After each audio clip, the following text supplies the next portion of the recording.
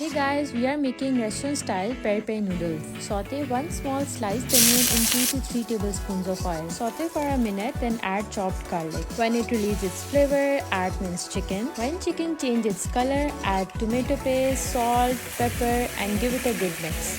For homemade peri peri sauce, all you need is onion, garlic, paprika powder, dried chilies, vinegar, olive oil, fresh lemon juice, and pink salt by nutmeg.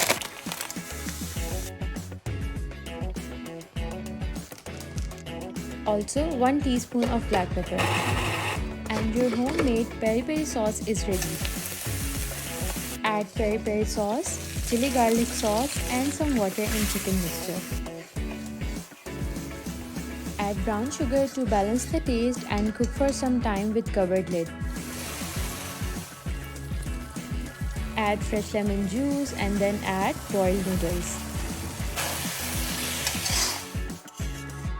Toss them real good and you are good to go.